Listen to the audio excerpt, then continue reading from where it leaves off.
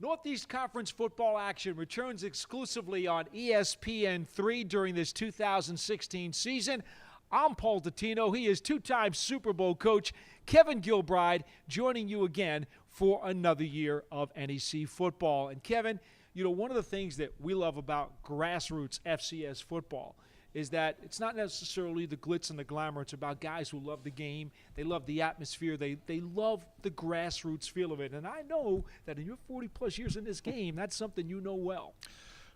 Maybe better than I wish I knew it sometimes. But, yeah, there's no question. I started out in Pocatello, Idaho, with Idaho State Bengals. So that was the first time I'd ever crossed the Mississippi. And as my mother-in-law told me, it may not be the end of the world, but it certainly can be seen from here. There's no question about that. Then I went back to Tufts, which is a great academic school, not exactly the highest level of football. Then American International College, which was a little bit better football. Then I had the privilege to go back to Southern Connecticut, serve as head coach there for 5 years. And then that led to, you know, a couple of appearances up at the Canadian League. And finally I went there and joined the Ottawa Rough Riders, where I met June Jones and Mouse Davis. And that connection led to me eventually getting to the National Football League. It's so cool because not too many people think of Kevin on defense, but you started out as a linebackers coach. I did.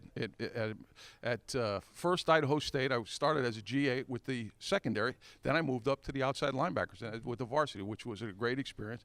Then at Tufts as the linebacker coach and calling the defenses. Defensive coordinator again at American International College. And then typical head coach, right?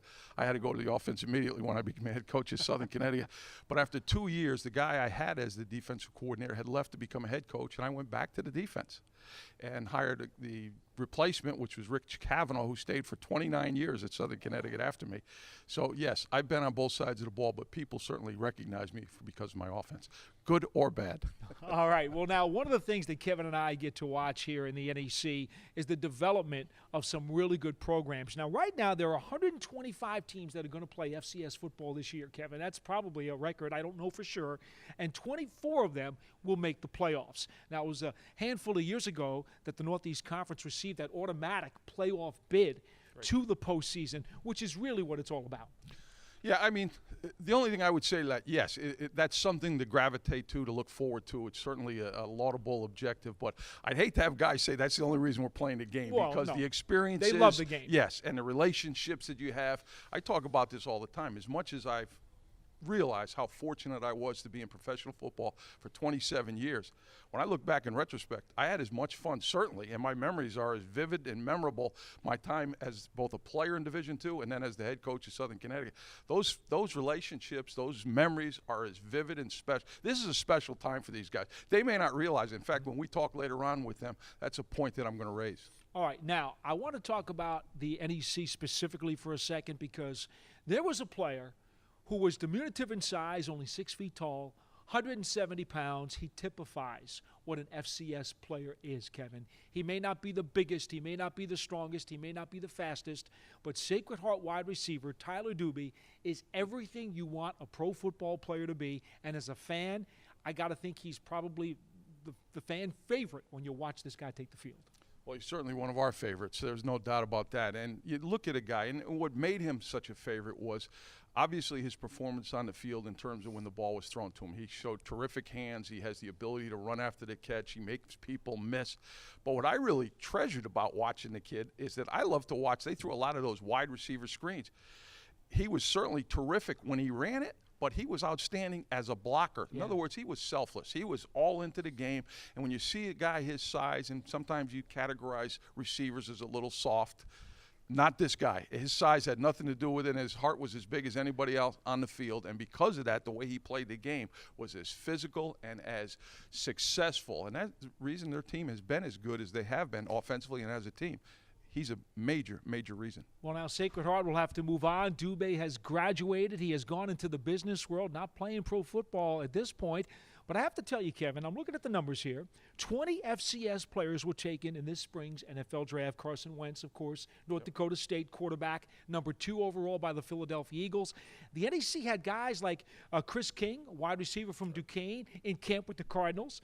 Kahari Dixon, halfback from St. Francis, in camp with the Philadelphia Eagles.